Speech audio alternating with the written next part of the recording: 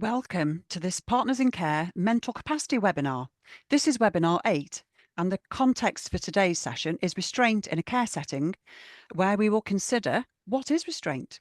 The webinar is delivered by Lorraine Currie, who is an independent mental capacity consultant. So welcome, Lorraine, over to you. Thanks, Karen. Hi, welcome everybody. And yeah, this is what we're going to look at today in webinar 8. So we're going to look at restraint in a care setting. Okay, nice picture there to start us off. So what overall I'm going to try and look at today is a very short session, but we're going to look at the meaning of restraint in the Mental Capacity Act and a little bit in relation to human rights. We're going to apply this to our everyday care situations. We're going to understand why we need then, on that basis, to address these questions of necessity and proportionality in assessments of risk. And we're going to look at the continuum of restriction, restraint, and deprivation. Okay, so that's what we're going to do in just over an hour. So we're going to start just by thinking about what rights we all have as humans. So every one of us, we all have human rights. And as I'm saying that, you can probably think what some of those rights are. I'll put a slide up in a minute, which will go through them just briefly. But I just wanted to point out, first of all, you've got a link there, which is an easy read guide, which I think is always a good place to start, to the Human Rights Act. Some of those rights, we can divide them into categories, really. So some are absolute rights. There is no way that anyone can interfere with them at all. Some of them are limited rights, where it will tell us in the right itself that there are times when we can interfere with it. And then some of them are qualified rights, when we can interfere with them in certain circumstances and situations, and if some criteria is met. And that's really where we're going to focus on with what we're looking at next. So let's have a look which of those rights are absolute. So I've put the absolute rights in red, the limited ones in yellow, and the qualified ones in green. Okay, so things like the right to life, freedom from torture, they're absolute rights. I can't just say, oh, well, I need to torture you today because, you know, these are absolute rights. Article 5, you're probably all familiar with, even if it's just in past, that's the basis of those. And we know there that although there is a right to liberty and security, it says within that right itself, nobody shall be deprived of liberty except in the following circumstances and with a procedure prescribed by law. So in other words, you have a right, but that right is written in such a way that it tells you when that right can be interfered with. So there are some others there. Article 8, respect for private and family life, home and correspondence, which is the main one really that we're going to be considering. But also freedom of thought, belief, religion, freedom of expression, freedom of assembly and association. So these are qualified rights. In other words, there are some times that they can be interfered with. But if we want to interfere with those rights, there is a test. So a public body can limit or restrict the right if it's in accordance with the law, if it has a legitimate aim, and if it is necessary in a democratic society, and what we propose to do is proportionate. So in other words, when we're looking at the rights that people have, some of them we can never interfere with, but certain ones we can, but there is a test, and that test is that it's necessary and it's proportionate. And we'll look at that in relation to the Mental Capacity Act, but I just wanted to cite it first of all in human rights law. So we also know that we have the Mental Capacity Act. And the Mental Capacity Act allows us to deliver care and treatment. Oh, that's a typo, very sorry. When a person lacks capacity to consent. So we all know that if we have a reasonable belief that the person lacks capacity for the decision and it's in their best interest, we can deliver care. That section 5 allows us to do that. None of you would probably ever be able to care for many of the people you support if we didn't have that. There are still certain rules that have to be followed, mainly that we have a reasonable belief that they lack capacity and it's in their best interests. But section 5 also tells us how far we can go in delivering care when restraint is needed. It tells us in section 6 what the additional steps are that we have to follow if restraint is needed, and it protects us providing that we evidence these steps. So section 5 lets us deliver care and treatment where the person lacks capacity and it's in their best interests. When that delivery of care means that we need to use restraint, it tells us that we need to then follow some additional steps and we need to evidence them. So this is what the Mental Capacity Act says. That if we are doing something, if we are D in this situation and P is the other person, as long as we take reasonable steps to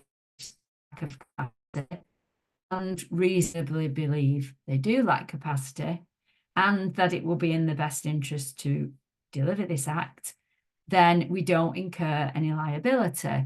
So the purpose of the MCA really is not only to protect the person, but to protect us. We have a defence for our action because we can rely on the MCA. Why did you do that thing? Why did you go in their house when they didn't invite you in? I went in because I needed to deliver care. They lack capacity and it was in their best interests. It gives us a defence for our actions. But there are limits to that defence. And the limits are, if in doing that act, we intend to restrain the person, then we don't have that protection unless we do two further things. The first thing is that we believe it's necessary to do the thing to prevent harm to the person. And the second is that what we're doing is proportionate to the likelihood of them suffering harm and the seriousness of that harm. So that's our two sets of criteria that we have to meet if we are delivering an act that might amount to restraint. So what then does restraint mean? So the Mental Capacity Act says that the restraint means using or threatening to use force to secure the doing of an act that the person resists. Now, I think if I'd asked you to write down a definition of restraint, you'd probably all write something like that. That's probably what the public at large think of as restraint. I'm going to physically use some kind of force to make them do something that they're resisting. Yeah. But the Mental Capacity Act says also restraint is restricting the person's liberty of movement, whether or not they resist. And if you just take a minute and let that sort of sit. Restricting a person's liberty of movement, whether or not they resist. That is also restraint. Here's the definition. It's in two parts. Using or threatening to use force to secure the doing of an act the person resists, or restricting the person's liberty of movement, whether they resist or not. So we have a look at some sorts of situations and we have a think about whether they are restriction or restraint. Mrs. Smith's son works a night shift and he wants to visit his mum in hospital on his way home around midnight. This is not allowed. Well, that's fine. That is something that is in place for the smooth running of the hospital or the care home. If they want to have those kind of visiting hours, it may just about be a restriction, but it's not restraint. Alice is very confused during a stay in hospital, keeps getting lost. She has a bracelet that alerts staff if she leaves the ward. Does that restrict her liberty of movement, whether she resists or not? Yes, it does. It's restraint. John wants to go home, but his clothes have been locked in a cabinet and he doesn't know how to open it. He's shaking it and he's telling staff he wants to go home. His liberty of movement is restricted. He is resisting as it is, but whether he's resisting or not. Most of these are going to be restraint, potentially restraint. Arthur is sat in a chair most of the day. He can't get up without help. No one is available to help him. He needs to bring the cows in. Is his liberty of movement restricted, whether he resists or not? Yes, it is. There's a key code. Martha doesn't know the code. She can't leave. She may not be resisting, but she can't leave if she wants to leave. Restraint. George, it's more about whether chemical restraint exists. What's the purpose of the tablets? Why is he sedated?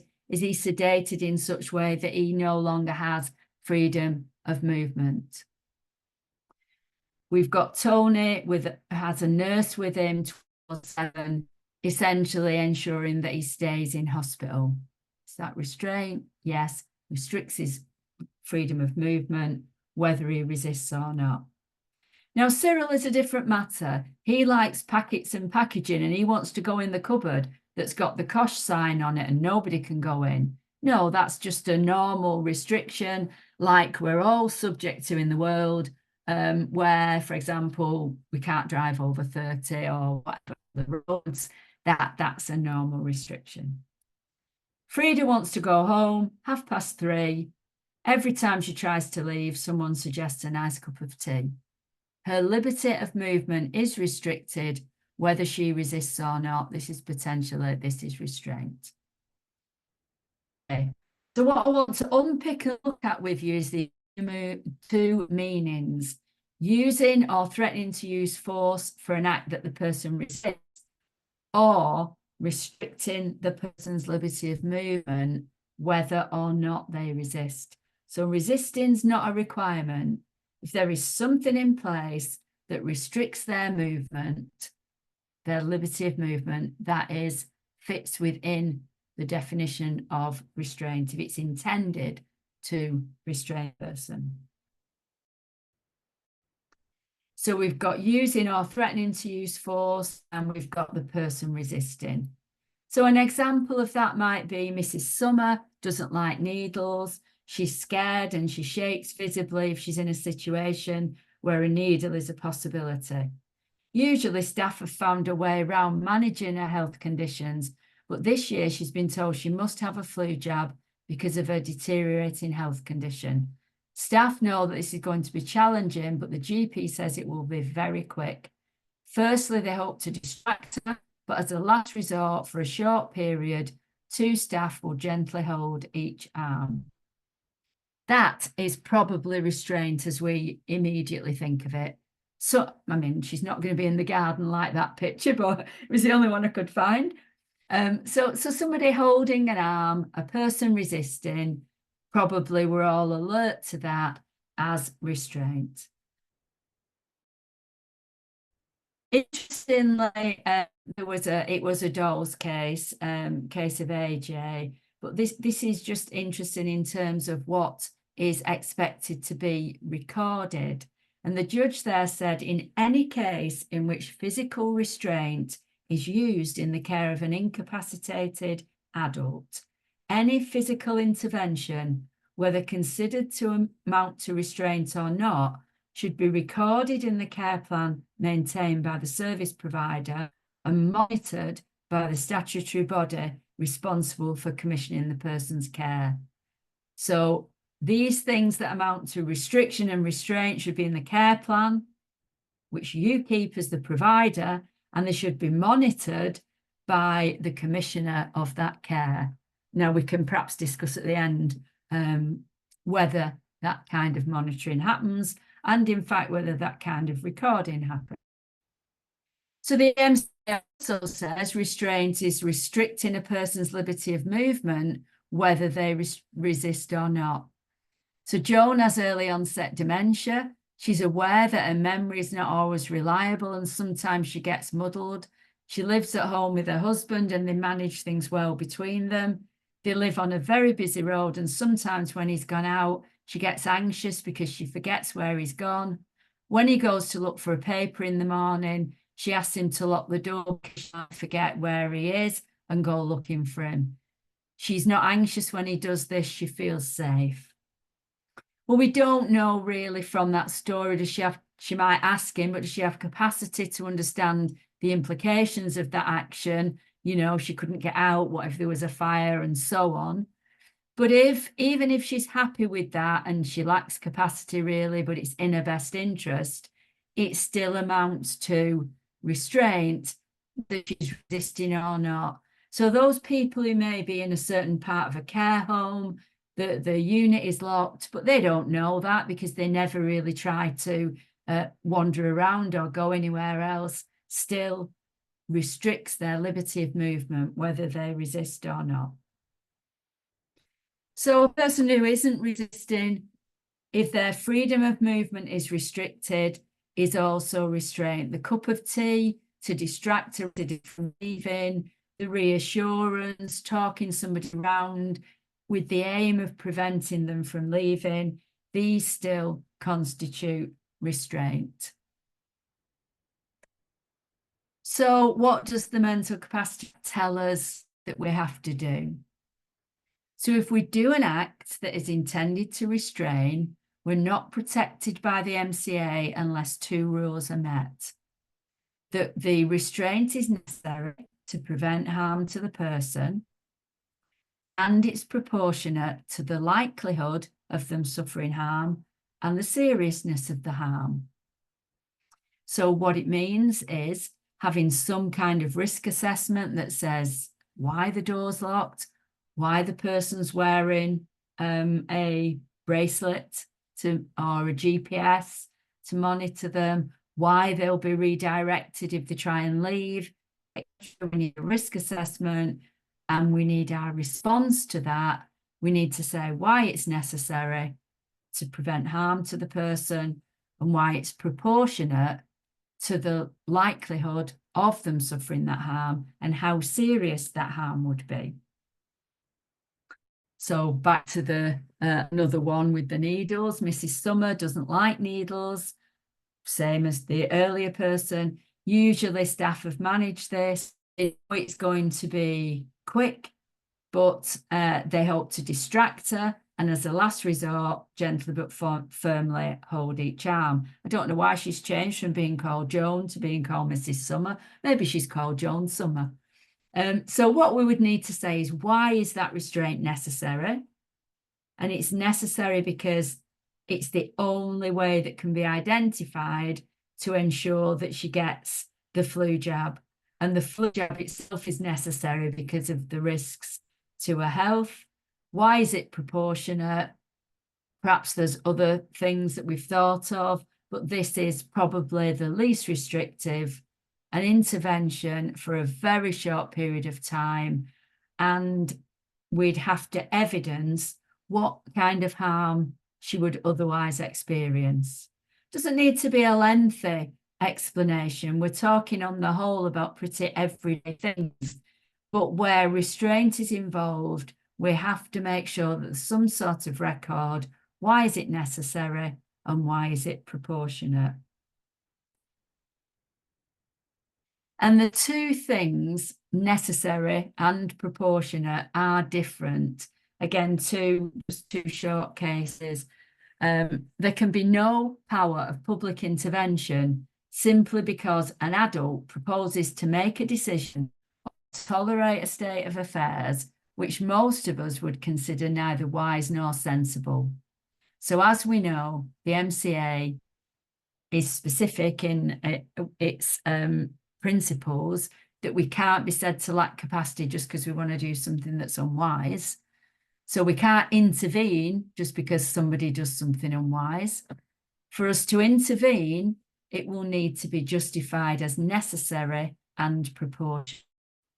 Okay, so this is the case law telling us that you can't just intervene because somebody wants to do something that's unwise.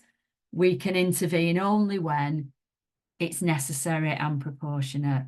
And there aren't very many cases. There's a handful, and you're probably all aware of this ZH1. It's quite old now.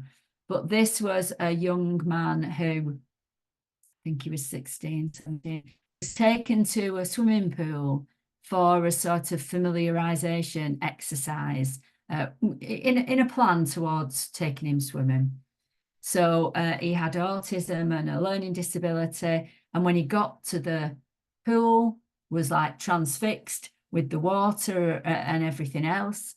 And they tried to, he was there for a while, and then for whatever reason, jumped. And the lifeguards then phoned the police, like you do. But anyway, the care staff tried to sort of tempt him away from the edge initially with sweets and drinks and things like that, but he wasn't having it. Jumped in, he's in the water, but he's only standing in the water at quite shallow length. He's not kind of in danger of drowning or anything like that. So lifeguards phone the police, the lifeguards get him out, and then the police put him in the back of the van. Don't release him to go to the carers, put him in the back of the van, where I think he is incontinent, is incredibly distressed.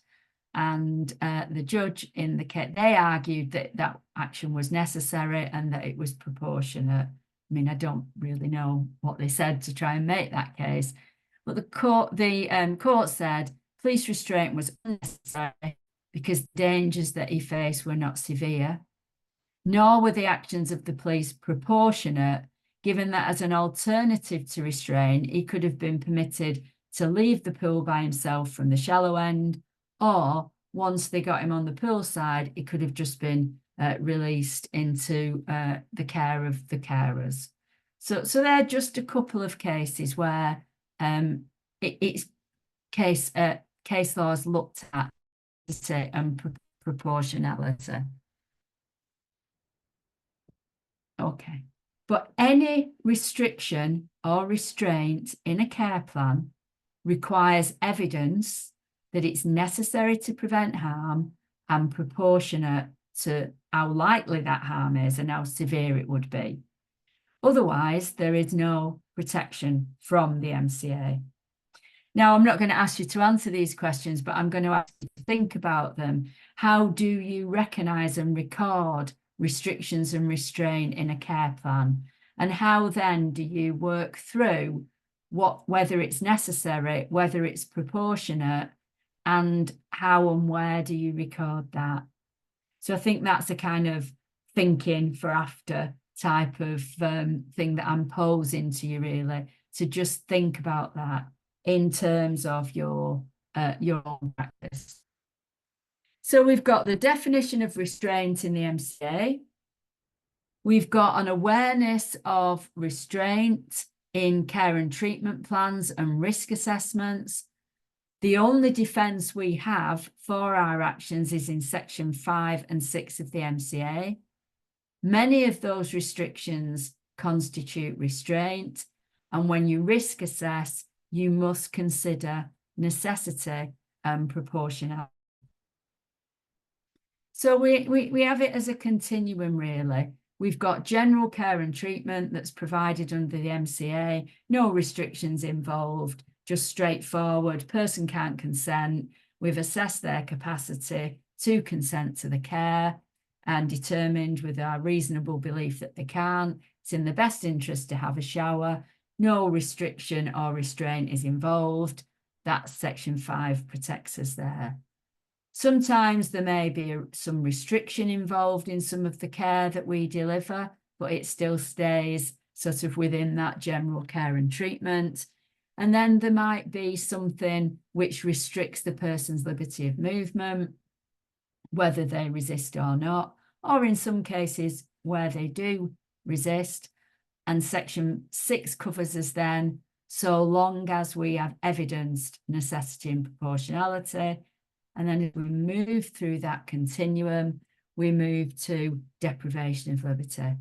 So general care and treatment, some restrictions, sometimes restraint, sometimes deprivation. And it's a sliding scale. So routine decisions or interventions to provide care and treatment, these will be taken on the basis of a reasonable belief that the person lacks capacity. These are carried out by yourselves, by professionals, protected from liability under Section 5. Where those interventions constitute restraint, which is not only the use of force or the threat of the use of force, restriction of liberty where the person resists or where they don't, then the person will still be protected from liability by Section 6, providing the restraints proportionate to the risk and seriousness of harm and necessary to prevent harm. Anything that goes beyond that level of restraint is a deprivation of liberty, and we can no longer rely on Section 5 and 6 of the MCA. As you all know, we will need to authorise the deprivation of liberty using doles or community doles. So we've got sort of a line, really. We've got MCA allowing restriction and restraint on one side of the line. We've got deprivation of liberty on the other side of the line. And we always need to know when we've crossed from one to the other. Sometimes restrictions can also add up. So you may say, well, there are restrictions in place here, but they don't amount to restraints. They're allowed under Section 5 of the MCA. But they've got to be in your care plan because you need to monitor them, because they can quickly add up. You may have a little restriction here, a little restriction there, and before you know it, they've banded together, if you like, to constitute restraint or banded together to constitute a deprivation of liberty. So you must have your evidence about why it's necessary and why it's proportionate, and that must be in your risk assessment. But sometimes our risk assessments can be based on very generic assumptions, really. So I'm going to give you a story. Well, it's not much of a story, a little story, a picture, and I want you to sort of build the picture here in your mind when you're thinking about this risk assessment. So this is an 80-plus-year-old man. This is a couple of years old now, I think probably 82, maybe 84. Fairly thin build, not sort of big and stocky. He's recently had aortic valve replacement surgery.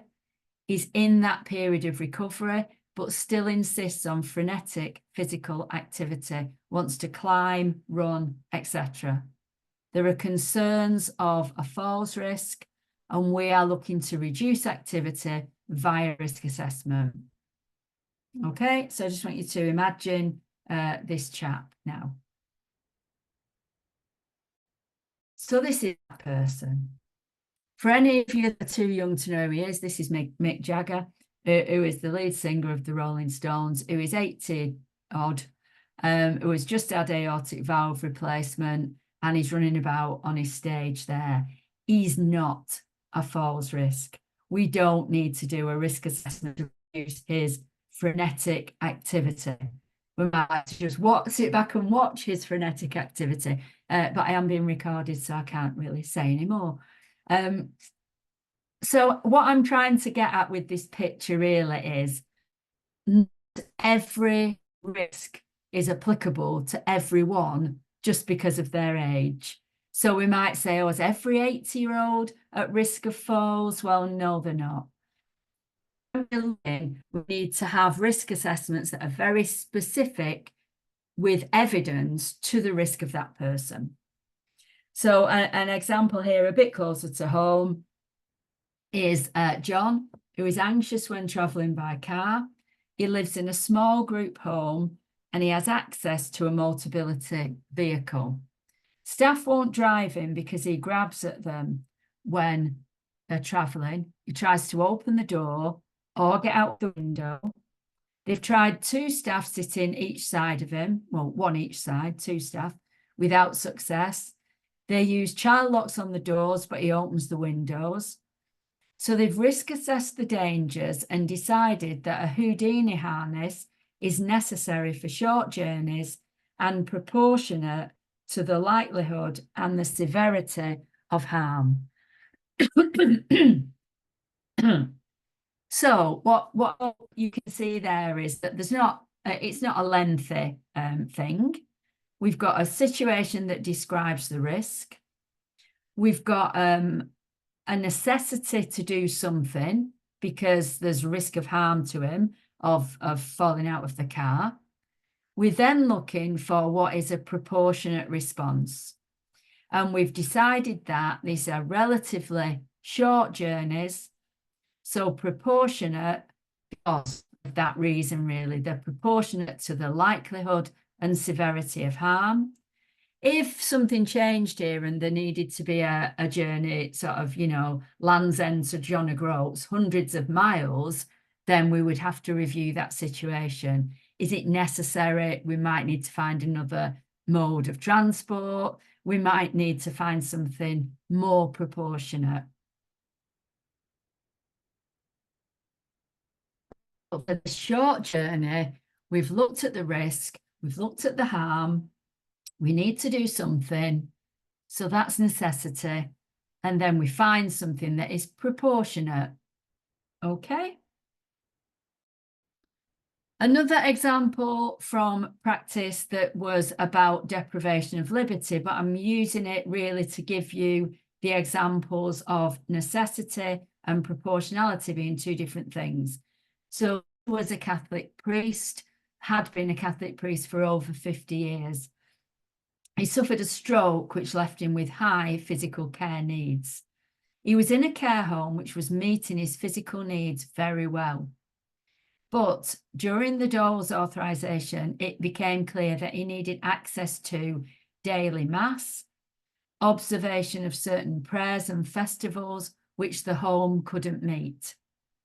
There was another care by the Catholic Church, which was available and the council had agreed to fund. So the BIA found that depriving liberty was necessary, but not proportionate in that care home because his spiritual needs were being neglected. Okay, so it's 2 different questions. Something that amounts to restraint. Is it necessary? Is it proportionate? In this case, it was necessary, but the response that had been provided wasn't proportionate. So they're 2 separate things. The arrangements, the intervention, the care plan has to be necessary to prevent harm. I need to make sure this person has continence, pads changed to prevent harm from skin breakdown and so on. There's high risk. And in order to do that, we need to gently hold them for a short period of time. That's a proportionate response because otherwise there would be these skin issues. 2 separate questions. So what does necessity mean? I don't know if I've updated that. I'm not sure if I've put the updated link there, but I'm sure I've given it you before. But I will make sure that Karen's got it for the information that she gives you at the end. So we assess the risk of harm. We consider whether we need to do something, or is it okay? Can we manage without us intervening? If it can be managed without any intervention, then it's not necessary to intervene. If it is necessary, then how do we intervene to manage the risk? And this is a tool I wrote a few years ago, and it's just been updated. It's now not provided in a sort of easy PDF format, which is a shame. It's more online, but it's just been corrected because a number had been missed out in between 6 and 7 or something, and none of us had noticed. over the years, but I do recommend it to you in considering always less restrictive practice. How can we reduce this practice so it moves from a deprivation to restraint, or restraint to simply a restriction? So if we decide that it is necessary to do something, then we move on to proportionality. If it's not necessary, then we don't need to think about proportionality. So proportionality looks at the possibilities and looks for the least restrictive. Having regard to the likelihood and seriousness of harm and the person's wishes and feelings. So proportionality is where we step back and say, what will the person feel like if we do this? You know, if we do need to stop Dora from leaving, and every time she tries to leave, we offer her a cup of tea, we have a little chat, we talk to her, and then she goes back to her room. We know that's restraint necessary, because if she leaves, she'll get lost. She doesn't know where she is, and she hasn't got a home to go to anyway. And if she left like that, the harm could be very serious. It's the most proportionate way, because we're not using any physical intervention. We're just offering a cup of tea and a bit of redirection. So proportionality is usually about checking whether the ends justify the means. Do the benefits outweigh the costs? So this is an old famous quote, merely demonstrating that if you let that person go on living in that house, there is a foreseeable risk that one day a neighbour or carer will come in and find them with a broken neck at the bottom of the stairs. Is that sufficient justification for making them leave if it is going to make them thoroughly miserable? You are putting someone in a regime which may not allow them to smoke, or a regime where, for their own good, they may be required or heavily persuaded to indulge in the kind of collective jollification which they would have loathed at home. This is the Judge Mumby, Justice Mumby, and I get the feeling that he's talking a little bit about himself there, but is about stepping back and saying, okay, they may be a little bit safer if we do this, but what are they going to feel like? How is it going to impact them? Okay, so there are some times that proportionality trumps necessity, and these are three cases. The first one is Mr. B, and I've covered this if you've been on my best interest trade. It was a decision where doctors said it was necessary to amputate his leg because of gangrene. Without the surgery, he would die. But they said it wasn't proportionate because of his own strength of feeling that he did not want the amputation and that he was quite happy to die. So the judge said it would be fighting against him rather than fighting for him. And on that basis, it wasn't proportionate. Another one is a COVID vaccine, where the vaccine was necessary to protect the person's health, but not proportionate given the level of resistance that she had. And the last one there is an interesting one that had a couple of twists and turns, but it was about a person continuing to live in a care home where the judge said that it now was proportionate. Previously, this woman had a very strong desire to leave home. During the progression of the court case, she no longer wanted to do that. And he said, actually, it would be sort of counter now. If she went home, it wouldn't be proportionate because she's no longer expressing that desire. But the courts are looking at necessity, proportionality. So you're doing something that amounts to restraint, however small or big, to have the protection of the day. Why is it necessary for you to do that? And why is it proportionate to the likelihood of the person suffering harm and the severity of harm? So in a little attempt at a table, it's necessary to do something if the risk of harm means there's no other way of preventing the harm or mitigating it. Good questions to ask are, well, what's been tried already? And what's the history look like to date? And what will happen if I don't do this? So what will happen if I don't change the continence pads? What will happen if I don't put this person in the shower? What will happen if I don't stop them leaving? And your answers to that really are about establishing the level of risk. Things are proportionate when the benefits that are going to come to the person in their safety, their health and welfare justify the cost in what they're losing in liberty or in autonomy. So you're stepping back now and you're saying, do the ends justify the means? Do the benefits outweigh the costs? And a good question is, what will happen if I do? So what will happen if I don't is necessity. What will happen if I don't deal with this continence issue? Skin integrity, breakdown, ulcers, so on. What will happen if I do?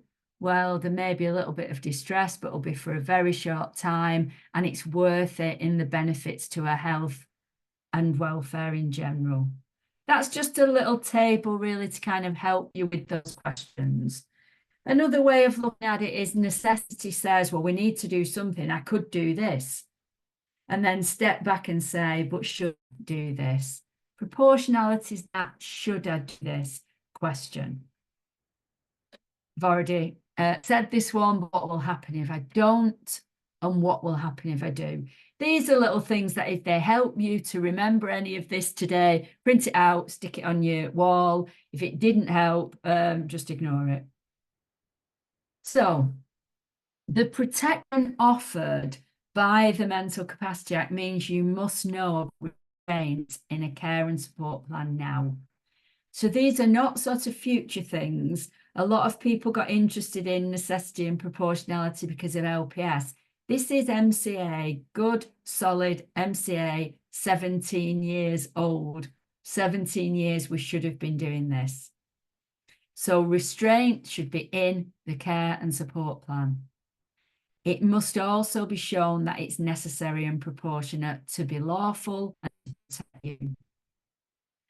Steps, measures, restraint is unnecessary if there's another way of doing it, and it's disproportionate if it's overkill, if the benefits don't justify the losses of liberty. So if we back up a little bit and go right back to the beginning and think about restriction, restraint, deprivation. So we asked a question, is it a restriction if or a restraint if this chap wants to go in the cupboard that is marked no entry because it's got chemicals in it? Well, these are the kind of restrictions that apply to all of us every day. No smoking, no parking. We can't say I've got human rights, I want to park here, no matter what it says, you know, or I'm going to light a cigarette in the middle of this hospital or whatever. These are restrictions that we all face. I don't know why there's one about blowing a trumpet, but never mind, or using a calculator. But they are all restrictions that we face that are generally about everyday life and the smooth running of your establishment. That's fine. You can have an office that people are not allowed to enter, or like I say, the cosh cupboard, the medication cupboard. You wouldn't just let anybody have free access to those. They're restrictions. Restraint, remember, applies whether the person resists or not. So that is all your locked doors, your tracker devices, holding arms, gentle redirection, cups of tea. Okay? And then we have deprivation of liberty, which is all the restrictions, all the restraint. Do you now have complete and continuous supervision and control? Have they all added up to a total loss of liberty for the person? So we've got to work out the difference. One place to start is by asking, these are restrictions. Does it happen to me? Restrictions probably happen to all of us. Ask, is this just about smooth running of the setting? not visiting at midnight. That's very different than not having enough staff to take someone out who wants to go out and them having to wait and their liberty being limited. Restraint is about limiting freedom of movement with intention, and restraint does not depend on the person objecting.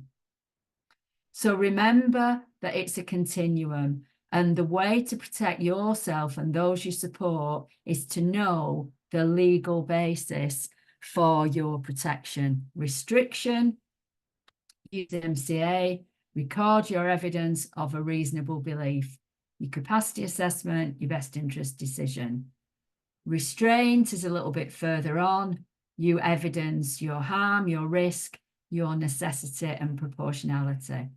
Deprivation, we're using doles or community doles. Okay, so I hope that has been clear and that it's been helpful. So we've talked about restrictions. We've tried to look at the definition of restraint in the Mental Capacity Act and what we have to evidence additionally in order to rely on that defence. And then at the other end of the spectrum, deprivation of liberty. So thank you for attending. Thank you, Lorraine, for talking to us about restriction, restraint and deprivation.